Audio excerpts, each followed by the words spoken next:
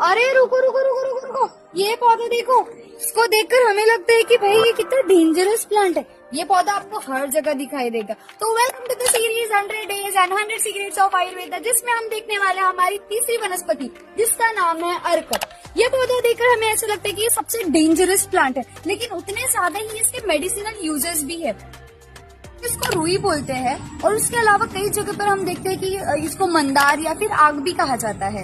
अब हम बात करेंगे कि हम इसको पहचानेंगे कैसे। तो आप देख सकते हैं, अगर ये आप पत्र देखेंगे तो दो पत्र के बीच में आपको कांड दिखाई देगा, तो ये इसकी पहचान है। साथ ही साथ अगर हम देखेंगे, अगर मैं इसको तोड़ूं तो आप देखेंगे कि इसमें से दूध बाहर निकल रहा है, तो ये इसकी पहचान है अर्क की। लैटिन में वह है कैलोट्रोपिस प्रोसेरा। अब इसको हम अर्क क्यों कहते हैं? क्योंकि ये सूर्य की तरह बहुत तीक्ष्ण होते हैं, इसलिए हम इसको बोलते हैं अर्क। और अर्क के फूल के आधार पर हम देखेंगे कि इसका दो प्रकार होता है, एक होता है श्वेत और एक होता है कृष्ण।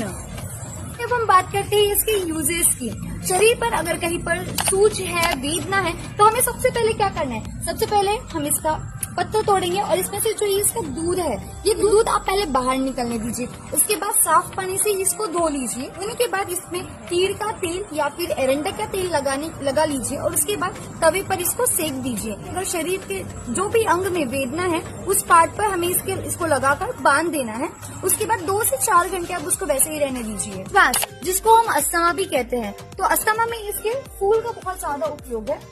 अगर आप देखेंगे कि ये जो फूल है, तो सबसे पहले आपको करना क्या है, ये फूल को अच्छे से आप वॉश कर लीजिए। इसको मंद अग्नि में, यानी कि कम अग्नि में, कम फ्लेम में हमें इसको गर्म करना है। कब तक गर्म करना है? जब तक ये काला नहीं हो जाता है। हमको इसको गर्म करना है और एक चूर्ण फॉर्म हमको इसका बनाना है। उसके बाद में मध के साथ में इसको हमें चाटने के लिए देना है। ये अस्थमा में ब्रोंकोडाइलेशन का काम करती है। यूज है वो व्रण शोधन के लिए भी किया जाता है। मान लीजिए आप चल रहे हैं रास्ते पर और आपके पैर पे कांटा चुभ गया, तो आप क्या करेंगे? आप सोचेंगे कि भाई अब मैं इस कांटे को कैसे निकालूं। तो उसके लिए सबसे बेस्ट जो है अर्क का दूध है। अर्क के दूध को उस भाग पर लगाइए। इससे क्या होता है कि वो जो दूध है उस भाग के मांस को शिथिल कर देता है और वो कांटा बाहर निकल जाएगा।